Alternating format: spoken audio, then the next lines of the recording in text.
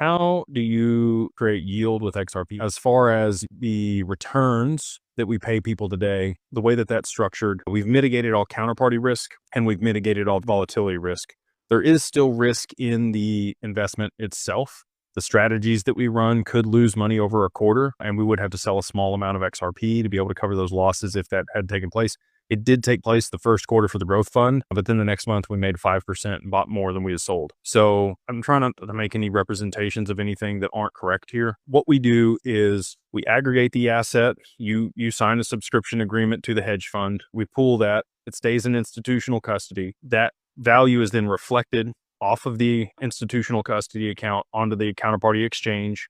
So if the exchange went bankrupt or our partners have problems or whatever happens, the assets are still on our side in the account. So we mitigated counterparty risk. Now, the way we mitigate volatility risk is that reflected value, we draw a line of margin against it, and we only ever trade 40, 50% of that line of margin. So if there is volatility in the market like there was on 1010, they get out of positions and there's no capital called away. And that worked perfectly. We had no XRP called away on 1010, which was the largest liquidation that's ever happened in crypto, 9 times larger than Luna. So I was extremely happy. Like everything that we put in place worked perfectly. We actually made money in the income fund on 1010 because we had short positions open on the market. Both of these sub-advisors that we work with to be able to manage these market neutral strategies to generate returns have track records of 5 and 6 years in length, and the returns over that period are somewhere between 20 and 40% a year. Most of the time I would be skeptical of those types of returns, but they are audited by KPMG and Deloitte. They're legit. Like we went through 25 different people when we were looking for these two that we started working with, and we did due diligence on tons of them, and we found these two that were actually like the real deal. And so again, you're not ever going to get that 20 to 40% because